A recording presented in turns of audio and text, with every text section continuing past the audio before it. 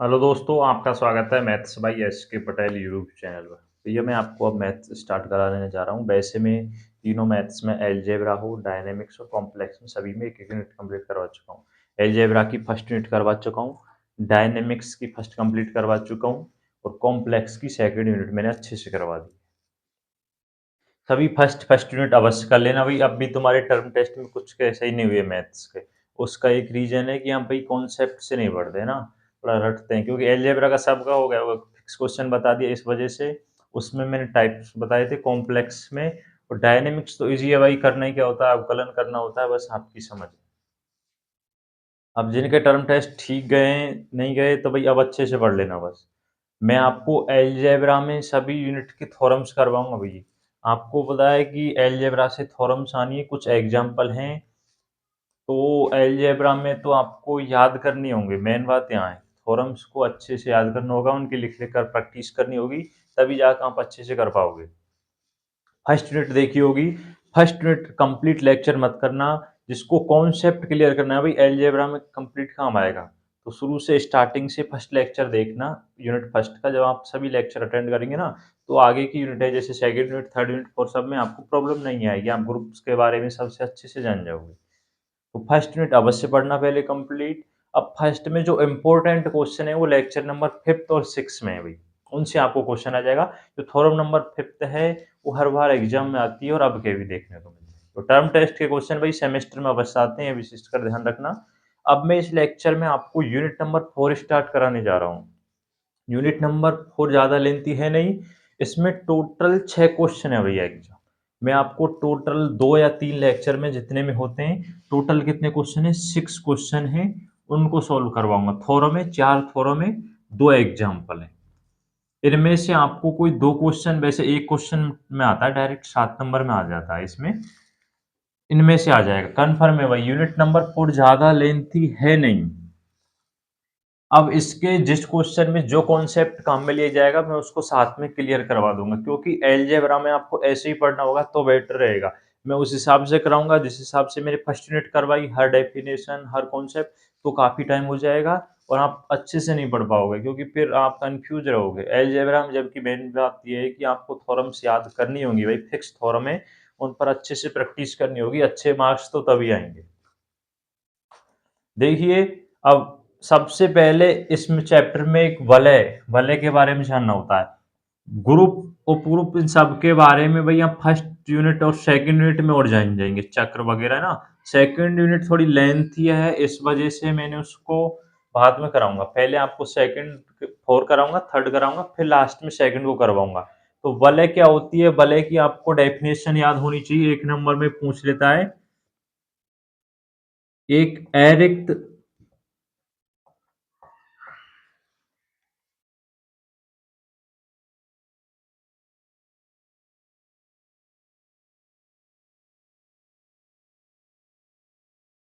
एक अरिक्त समुच्च आर में दो संक्रियाएं आर में दो संक्रियाएं प्लस व डॉट क्या है, परिभाषित।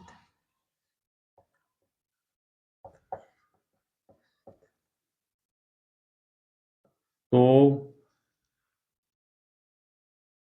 एक अरिक्त समुच्च आर में दो संक्रियाएं प्लस व डॉट परिभाषित हैं, तो वलय, तो आर वलय होगी यदि वो इन कंडीशंस को फॉलो करे भाई। फर्स्ट में देखिए, आर प्लस आबेली ग्रुप हो, क्या हो, आबेली ग्रुप। सेकंड है, वलय में गुणन संक्रिया संवृत तथा साचर्य हो, संवृत तथा कैसे हो, साचर्य हो। थर्ड और है बंटन नियम, है ना, ये सभी जानते हैं आप, बंटन नियम लागू हो, बंटन नियम को फॉलो करें। यहाँ फर्स्ट ईयर से पढ़ते आ रहे हैं बूलियन अलजेब्रा में। ए डॉट बी प्लस में सी, इस तरह से, तो ए डॉट बी प्लस में ए डॉट सी, या इस तरह से b plus c dot a, तो बी डॉट ए प्लस में c dot a comma b comma c belongs to R. ये वाले की डेफिनेशन है। एक एरिक समुच्च आर में दो संक्रियाएं प्लस व डॉट परिभाषित हैं तो वलय आर क्या होगी, वलय होगी यदि वो इन कंडीशंस को फॉलो करे। फर्स्ट आवेली ग्रुप होना चाहिए, वलय में गुणन संक्रिया समृद्ध तथा साचर्य हो, और क्या हो, थर्ड पॉइंट है वन टन नियम को फॉलो करे। किसको फॉलो करे, वन टन नियम को फॉलो करे। एक बार मैं देख लेता हूं इसको।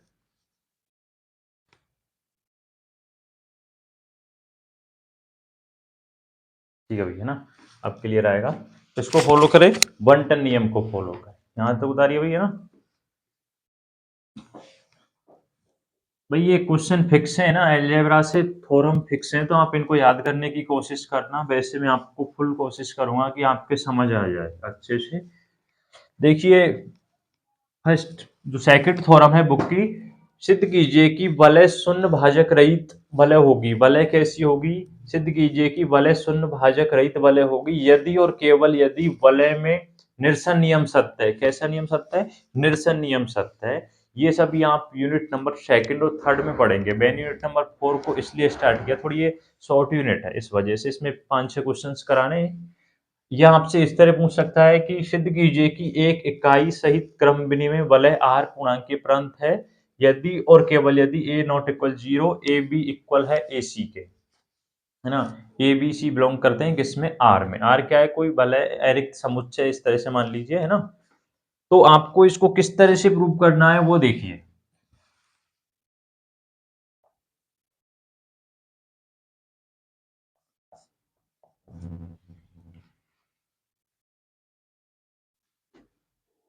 दे रखा है आपको, माना वलय आर कैसी है, शून्य भाजक रहित है।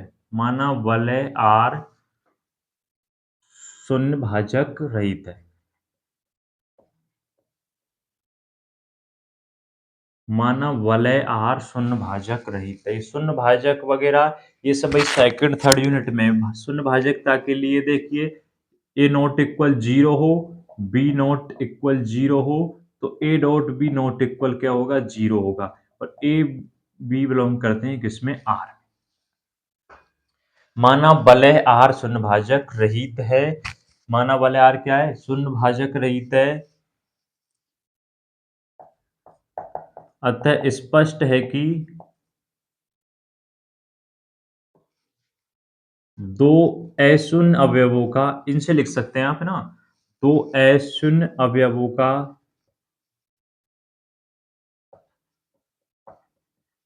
गुणन अशून्य होता है। बड़े अच्छे से करवाऊंगा भाई, आपको समझ आ जानी चाहिए, रटने की जरूरत नहीं होनी चाहिए। ये आपको दे रखा है, माना वलयार समभाजक रहित है, तो A not equal 0, B not equal 0, तो उनका गुणन भी किसके इक्वल होगा, नॉट इक्वल के 0 के। अतः इससे हम लिख सकते हैं कि दो अशून्य अवयवों का गुणन भी क्या होगा, अशून्य होगा। आपको प्रूफ क्या करना है, सिद्ध करना है,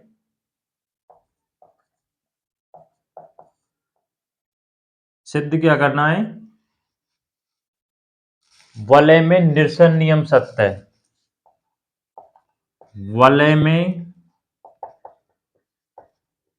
निरसन नियम क्या है, सत्य है। वलय में निरसन नियम सत्य है। ये आपको प्रूव करना है, वलय में निरसन नियम सत्य है। यदि मैं लेट करके चला ए नॉट इक्वल में 0, ए नॉट इक्वल में 0, तब आप देखिए इससे ए डॉट बी इक्वल में ए बराबर 0, ये आपको दिया हुआ है भैया ना। आप ये ध्यान रखना, ये कंडीशन जैसे ये क्वेश्चन आ जाए इस रूप में, आपको निचला क्वेश्चन नहीं आए तो कैसे भी घुमा फिरा के पूछ ले, थोड़ा सा आपको कॉन्सेप्ट याद होना चाहिए कि ए बी बराबर ए सी, इसलिए आपको कथन भी याद होना चाहिए। एक नंबर में ही पूछ लेता है भाई। इसको यदि सोल्व करें इस तरह से, a dot b minus a dot c equal में 0, तो देखिए ए डॉट बी इस तरह लिख दे, प्लस में a dot minus c equal में 0, यहाँ से a कॉमन आ जाएगा, तो b प्लस में माइनस सी इक्वल में 0, ए बी माइनस सी इक्वल में 0। अब देखिए, हम एक को तो 0 के इक्वल नहीं कर सकते ना, क्योंकि स्टार्टिंग में देखिए वलय कैसी है, शून्य भाजक रहित है। वलय जब शून्य भाजक रहित हो तो ए नॉट इक्वल 0 होगा। वलय कैसी है, वलय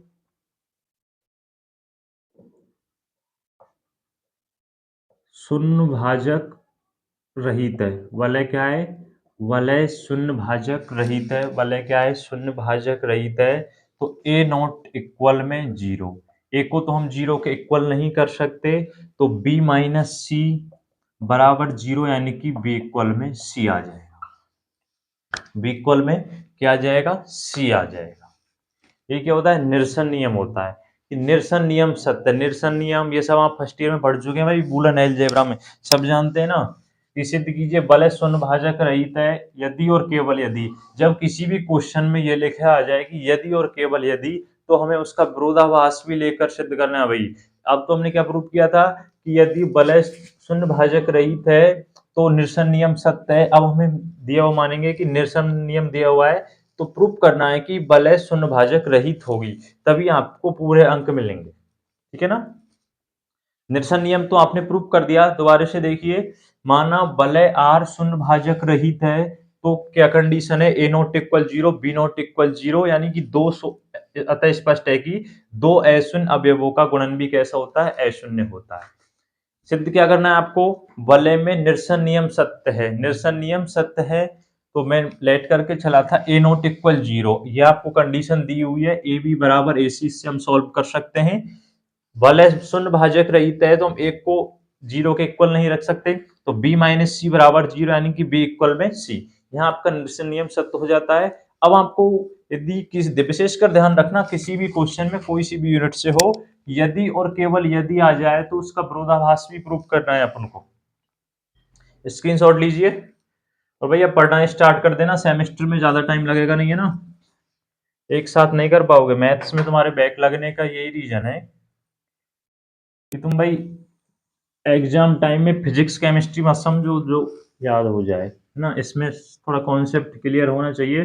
और एलजेब्रा मैथ्स का सबसे हार्ड पार्ट है फाइनल ईयर में। एक भी क्वेश्चन ऐसा नहीं मिलेगा जिसमें कोई न्यूमेरिकल टाइप का हो। अब आपको विरोधाभास से सिद्ध करेंगे।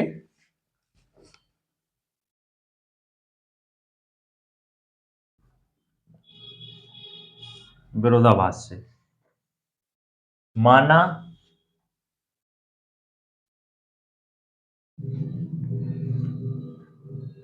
वलय आर में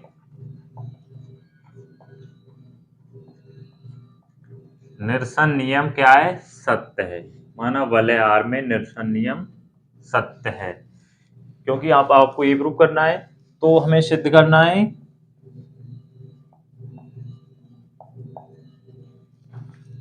वलय शून्य भाजक रहित होगी। वलय आर शून्य भाजक रहित होगी।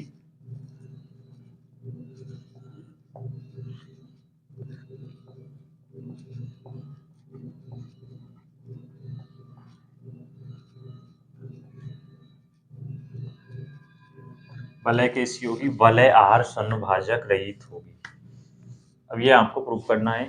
अब देखिए, मैं मानकर चलता हूं कि वलय आर शून्य भाजक रहित होगी, ये प्रूव करना है। यदि संभव हो तो माना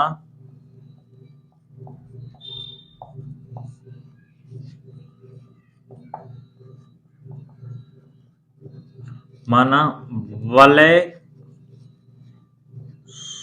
शून्य भाजक सहित है। तो आपको ये प्रूव करना है कि वलय शून्य भाजक सहित है।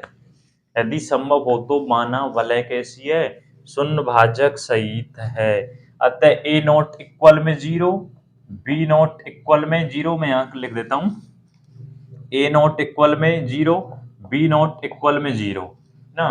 तो इन सब से ए डॉट बी इक्वल में आएगा 0। क्यों ए डॉट बी इक्वल में 0 क्या रहा है, यदि संभव हो तो माना कि वलय कैसी हो, शून्य भाजक रहित हो। जब वलय कैसी मानकर चलते हम, भाजक रहित हो, तो आपको ए डॉट बी किसके नॉट इक्वल 0 आता, वलय कैसी हो, भाजक सहित हो, रहित आएगा तो नॉट इक्वल जीरो आ जाएगा। अब सहित लेकर चलें क्योंकि आपको प्रूफ करना है विरोधाभास से। वो इधर की साइड में यदि ए डॉट से गुना करा दूं, है ना, तो देखिए ए से ए कैंसिल हो जाएगा, ए से क्या हो जाएगा, कैंसिल हो जाएगा। बी नॉट इक्वल में क्या आ जाएगा, जीरो आ जाएगा। बी नॉट इक्वल में क्या आ जाएगा, जीरो आ जाएगा, जो कि विरोधाभास है। जो क्या भाई, जो कि क्या है, विरोधाभास है। जो कि क्या है, विरोधाभास है। जो क्या है, विरोधाभास है, क्योंकि वलय शून्य भाजक रहित कब होगी, जब बी नॉट इक्वल में क्या आएगा, जीरो आएगा। क्योंकि हमारा मानना है कि इस तरह लाइन लिख देना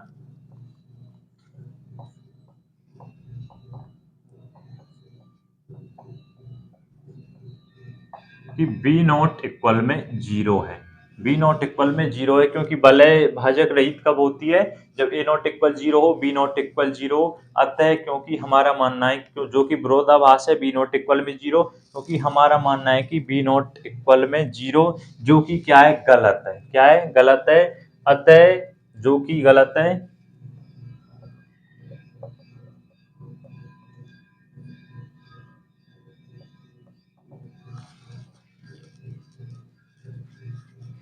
अतः वलय शून्य भाजक रहित होगी, रहित। अतः वलय शून्य भाजक रहित है। अतः वलय शून्य भाजक रहित है। ये आपको वही प्रूव करना था। मेरे हिसाब से आपको अच्छे से समझ आनी चाहिए, बड़े आसानी से समझाया भाई, धीरे धीरे। और वीडियो ज्यादा स्पीड में मत देखा करो भैया ना, जिससे आपको समझ ही ना आए। अगर आप समझने की कोशिश करेंगे तो आपको थोड़ा 5 मिनट में आसानी से याद हो जाएगी। रटेंगे तो भाई आपको नहीं समझ बैठेगी, समझने से बेटर समझ आएगी, है ना। क्वेश्चन क्या था कि सिद्ध कीजिए कि वलय शून्य भाजक रहित है तो निरसन नियम को फॉलो करती है, यदि और केवल यदि। ये बात विशेषकर ध्यान रखना, किसी भी क्वेश्चन में यदि और केवल यदि आ जाए, अलजेब्रा में बहुत से क्वेश्चन में आएगा भाई, तो आपको उसका पहले प्रूफ करना है, फिर उसका विरोधाभास लेकर भी प्रूफ करना है। पहले हम लेकर चले थे फर्स्ट को, जो पॉइंट है वो मैं क्लियर करवा चुका हूँ। सेकंड दोबारा से देख लीजिए। माना वलय आर में निरसन नियम सत्य है। अभी हम निरसन नियम, अब हम प्रूफ क्या करना है, वलय शून्य भाजक रहित है। कैसी है, वलय आर शून्य भाजक रहित होगी यदि अब लेट करके चलना है, संभव हो तो माना वलय शून्य भाजक सहित हो। कैसी सहित हो, शून्य भाजक सहित है, रहित नहीं लेकर चलना भाई, फिर तो प्रूफ नहीं होगा। A not equal zero, B not equal zero, तो ए डॉट भी इक्वल में जीरो होगा। अब मैं यदि इधर की साइड ए डॉट से गुना करा दूं तो ए से क्या कर देंगे, हम कैंसिल कर देंगे। बी नॉट इक्वल क्या आ जाएगा, जीरो आ जाएगा, जो कि क्या है भाई, विरोधाभास है। क्योंकि बी नॉट इक्वल किसके होना चाहिए, जीरो के होना चाहिए, क्योंकि हमारा मानना है कि बी नॉट इक्वल में जीरो है, जो कि गलत है। अतः वलय शून्य भाजक रहित है। हम क्या मानकर चले कि हमारा मानना है कि बी नॉट इक्वल में जीरो है, जो कि गलत है, क्योंकि बी नॉट बी इक्वल में किसके आ रहा है, जीरो के आ रहा है। क्योंकि हमारा मानना है कि बी नॉट इक्वल में जीरो है, जो क्या है, गलत है, क्योंकि बी इक्वल में किसको आ रहा है, जीरो के। अतः वलय शून्य भाजक रहित होगी। इस तरह आप इस थ्योरम को अच्छे से सॉल्व कर सकते हैं भाई। ठीक है भाई, जितने समझने की कोशिश करेंगे बेटर रहेंगे। अलजेब्रा में मैं आपको सारी थ्योरम्स इसी तरह से प्रूव करवा दूंगा। ठीक है भाई, बल्कि कुछ चीजें आपको याद रखनी होंगी, तभी जाके अगर आप प्रैक्टिस करोगे एक दो बार, तभी आप सॉल्व कर पाओगे भाई। अलजेब्रा में विशेषकर ध्यान रखना, वैसे भी आपको पता है पवन सर पढ़ाते हैं तो पेपर किस टाइप का आता है। देखिए नेक्स्ट थ्योरम देखिए,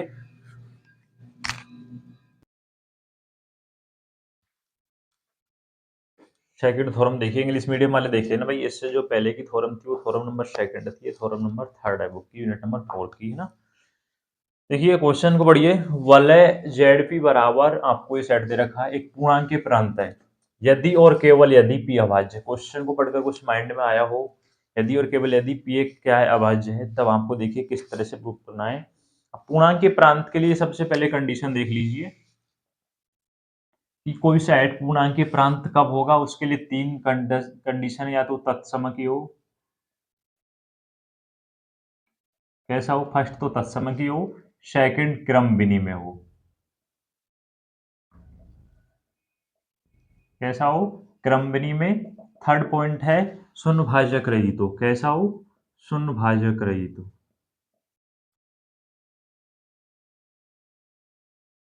मेरे को पहले फर्स्ट के बाद सेकंड थर्ड पढ़ानी चाहिए थी, लेकिन अब इसके लिए थोड़े कुछ चीज़ें आप याद करते चलना। फर्स्ट तत्समकी है, सेकंड क्रमनिम्न में होना चाहिए, थर्ड पॉइंट है शून्य भाजक रहित हो। पूर्णांकीय प्रांत के लिए कितनी कंडीशंस होती हैं? 3 कंडीशंस होती हैं। फर्स्ट तत्समकी होना चाहिए, सेकंड कंडीशन है क्रमनिम्न में, थर्ड कंडीशन है शून्य भाजक रहित। तो देखिए आपको क्वेश्चन में क्या दिया हुआ है,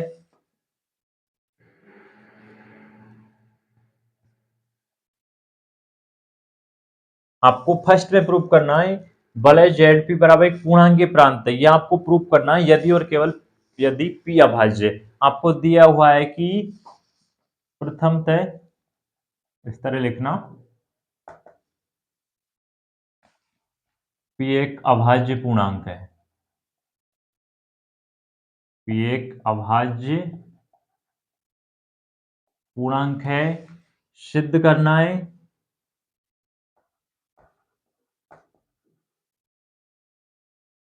पी क्या है, अभाज्य पूर्णांक है, सिद्ध करना है जेड पी बराबर 0 1 2 3 dot dot P minus 1 set दे रखा है, कंप्लीट सेट है डॉट पी एक पूर्णांकीय प्रांत है, एक क्या भाई, पूर्णांकीय प्रांत है।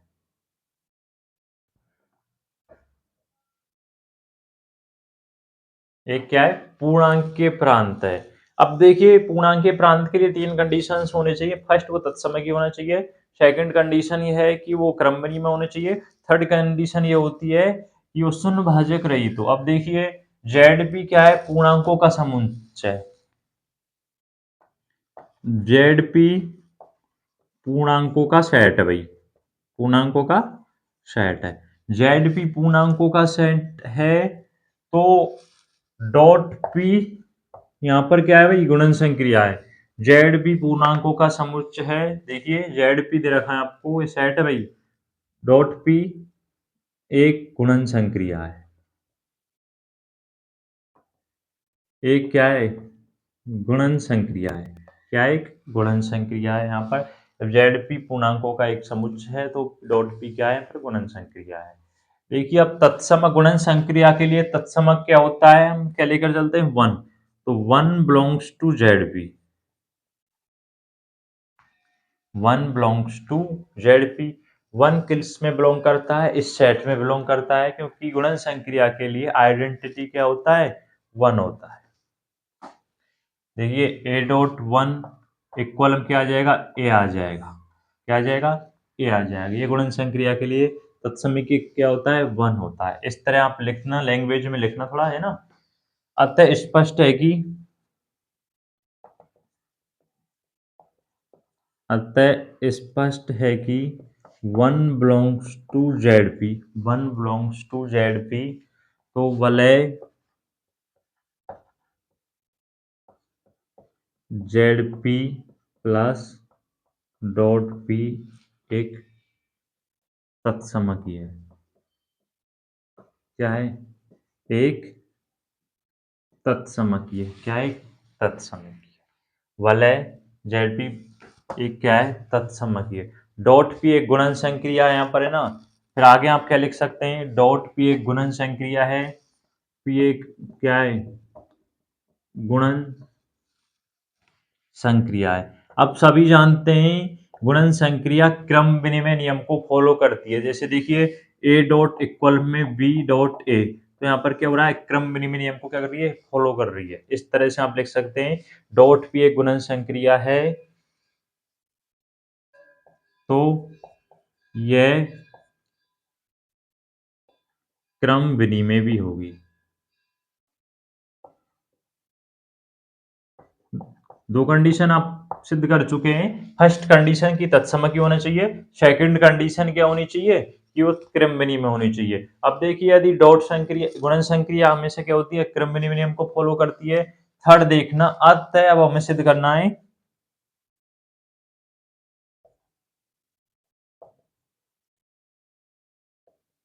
वलय जेड पी डॉट पी एक शून्य भाजक सहित है। शून्य भाजक सहित प्रूफ करेंगे भाई ना, जिससे वो प्रूफ हो जाए रहित। शून्य भाजक सहित है। कहाँ तक दिख रहा है? शून्य भाजक सहित है। मैं लेट करके चलता हूँ। माना दो अवयव x और y हैं जो बिलोंग करते हैं ZP में, है ना, इस सेट में बिलोंग करते हैं। मैं दो अवयव कोई x और y लेकर चलता हूँ जो बिलोंग करते हैं ZP में।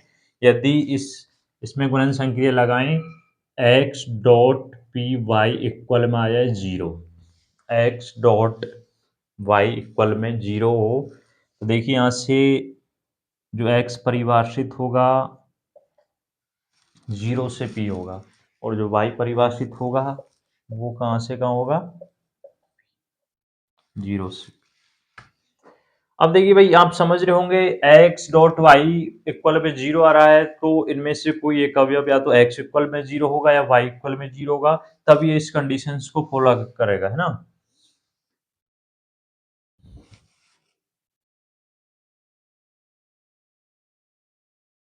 तो x dot p y equal में 0 तभी संभव है, क्या है? तभी संभव है यदि x इक्वल 0 हो या y इक्वल में 0 है। यदि x इक्वल में क्या हो? 0 हो, या y इक्वल में क्या हो? 0 हो, अतः प्रूफ हो जाएगा। अतः ये क्या है? पूर्णांक के प्रांत। अब आप लिख लेना, अतः यह एक पूर्णांक के प्रांत। कैसे प्रूफ हो रहा भाई? समझ रहे हैं ना?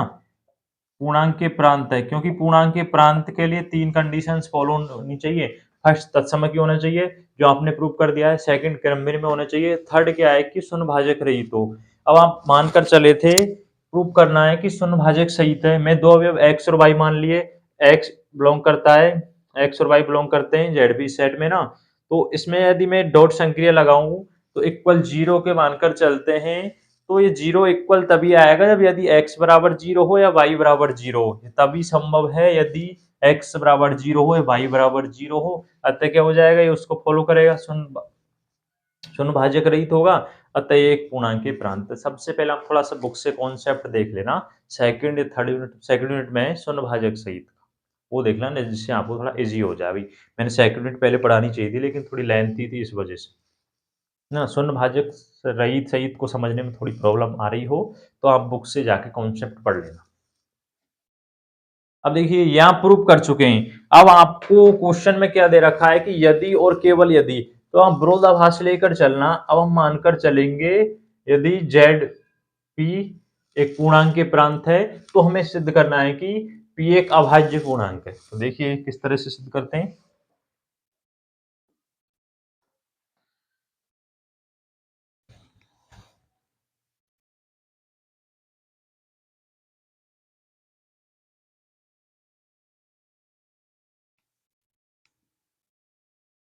भाई थ्योरम्स में थोड़ा समझने की बात है, नहीं वैसे इजी होती है ना लिखना।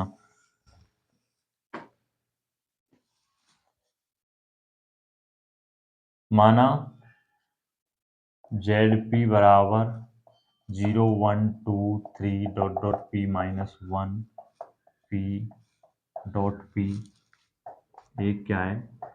पूर्णांक के प्रांत है।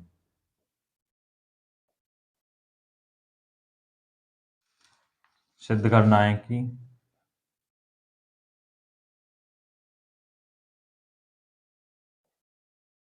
पी एक अभाज्य पूर्णांक है।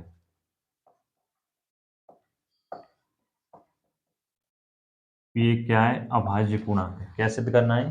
पी एक अभाज्य पूर्णांक है। तो देखिए इसको मैं डायरेक्ट ले देता हूँ, जेड पी है ना, जेड एक पी, ये पूरा सेट हो जाएगा, प्लस में पी डॉट पी यदि एक पूर्णांक के प्रांत है। भाई सारा आपको क्वेश्चंस को पढ़कर लिखना होता है। यदि एक पूर्णांक के प्रांत है, जब पूर्णांक के प्रांत होगा तो ये शून्य भाजक रहित होगा। आप समझ रहे हैं? पूर्णांक के प्रांत है तो ये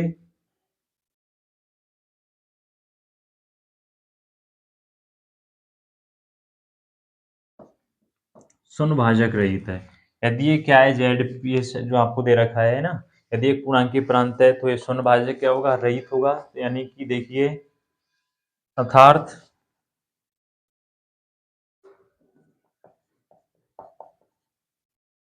एक्स नॉट इक्वल में एक्स इक्वल में 0, वाई इक्वल में 0। हाँ, ये एक बार आप ऐसे करके लिखना, x dot p y equal में 0, तो या तो एक्स इक्वल में 0 होगा वह वाई इक्वल में 0 होगा। ये सारी कंडीशंस फर्स्ट जो प्रूव किया था उससे लिखिए भैया ना। यदि यह अपूर्णांकीय प्रांत हो तो क्या होगा, एक शून्य भाजक रहित होगा, उससे हम लिख सकते हैं शून्य भाजक रहित, तो सिद्ध किया था ना हमने इस तरह से। शून्य भाजक रहित कब होगा, जब इस कंडीशंस को फॉलो करें। अब हम मानकर चलते हैं कि संभव हो तो माना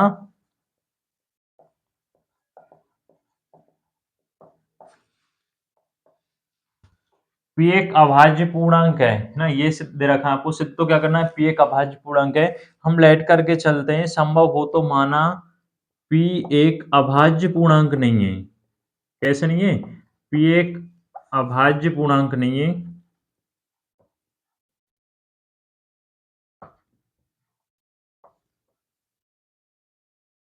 अभाज्य पूर्णांक नहीं है, पी एक अभाज्य पूर्णांक नहीं है। ये देखिए, p इक्वल में p डॉट 1 p2। देखिए यहाँ से p एक अभाज्य पूर्णांक नहीं है, और जबकि p1 और p2 को हम अभाज्य पूर्णांक मानकर चल रहे हैं, यानी कि 0 से p1, 0 से p एक अभाज्य पूर्णांक है, 1 से होगा भैया ना, 1 से होगा जब 0 के p2 इक्वल।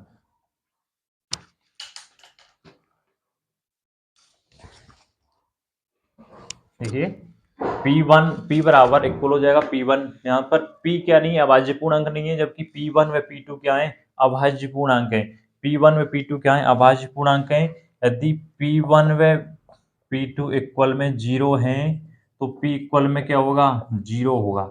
यदि P1 व डॉट P2 इक्वल में क्या है, 0 है, तो P क्या होगा, 0 के इक्वल होगा।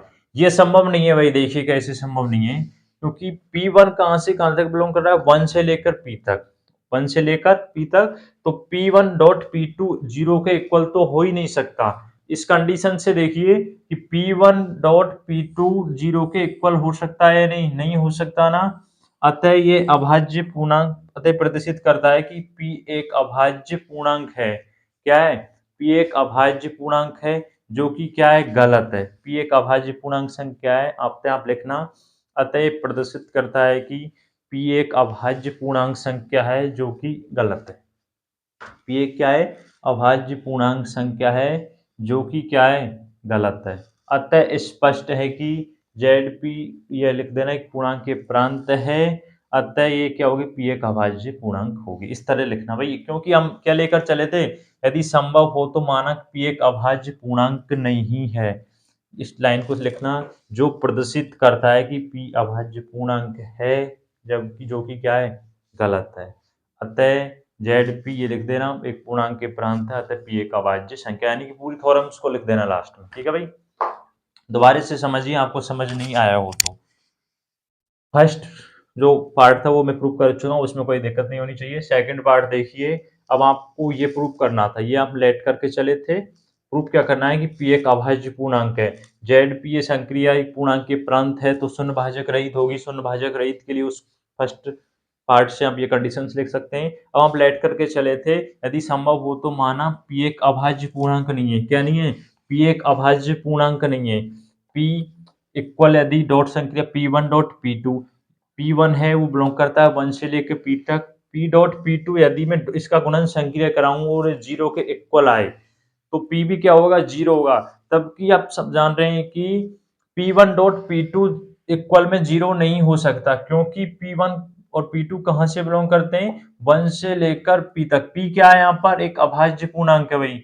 P क्या है, यहाँ पर अभाज्य पूर्णांक है, जो कि प्रदर्शित करता है कि P अभाज्य पूर्णांक है, जो कि क्या है, गलत है, क्योंकि हमें सिद्ध करना था कि P अभाज्य पूर्णांक नहीं है। क्या सिद्ध करना था, P अभाज्य पूर्णांक नहीं है। अतः स्पष्ट है कि ये संक्रिया लिख देना इस तरह से, एक पूर्णांकीय प्रांत है, अतः P एक अभाज्य संख्या है। इस तरह से आप इस थ्योरम को प्रूव कर सकते हैं भाई। दोनों थ्योरम्स में मेरे हिसाब से कोई प्रॉब्लम नहीं होनी चाहिए। मैंने खूब अच्छे से और धीरे धीरे आपको प्रूव करना है। आपको स्पीड स्लो लगे तो आप थोड़ा स्पीड तेज़ करके देख सकते हैं, ठीक है भाई? वो आप पर डिपेंड है आप किस तरह से देखते हैं। बाकी के 1 या 2 लेक्चर में 2 थो क्वेश्चन 4 क्वेश्चन हो रहे हैं, 2 थ्योरम्स हैं, 2 एग्ज़ाम्पल्स हैं। इन 6 क्वेश्चन्स में से 4 थ्योरम और 2 क्वेश्चन्स में से आपको ईज़िली क्वेश्चन्स मिल जाएगा भाई, ठीक है भाई? यूनिट नंबर 4 से इनके अलावा कुछ नहीं आएगा, विश्वास रखना या तो डायरेक्ट 7 नंबर में आ जाए, डिवाइड करके आ जाए, है ना? नेक्स्ट पार्ट में तुरंत डाल दूँगा भाई, कंटिन्यू वीडियो डालूँगा। फिज़िक्स, केमिस्ट्री के क्वेश्चन भी डालता रहूँगा आपको बीच में, जैसे मैंने फिज़िकल केमिस्ट्री के क्वेश्चन डाल दिए, तो उनके आप नोट्स तैयार कीजिए, उनको पढ़ लीजिए भाई। किसी नोटबुक में उन क्वेश्चन्स को लिख लेना, फिर आप बुक से उनको पढ़ना स्टार्ट कर देना। भाई अब सेमेस्टर के लिए ज़्यादा टाइम नहीं रहेगा, नवंबर आपका निकल चुका है, ये मानो निकल जाएगा, कुछ दिन बाद है, नवंबर निकल जाएगा, फिर आपके पास 1 मंथ है दिसंबर का, जनवरी के फर्स्ट वीक से आपके सेमेस्टर अवर्स स्टार्ट हो जाएँगे इसमें, ठीक है भाई? मैथ्स को मैं आपको नवंबर नवंबर में कंप्लीट करवा दूँगा, ठीक है? मैं तो नवंबर में कंप्लीट करवा दूँगा क्योंकि मैं तो पर डे की 1 वीडियो डालूँगा जबकि बनाऊँगा 2-3 वीडियो। वो आप पर डिपेंड है आप किस तरह से करते हो, ठीक है भाई? मेरी तरफ से लास्ट ज़्यादातर जितना होएगा लेट होगा तो लास्ट 10 दिसंबर तक, उससे पहले मैथ्स करवा दूँगा। फिज़िक्स, केमिस्ट्री के क्वेश्चन आप कर लेना, मैं डालता रहूँगा बीच-बीच में उनकी भी वीडियो, ठीक है भाई?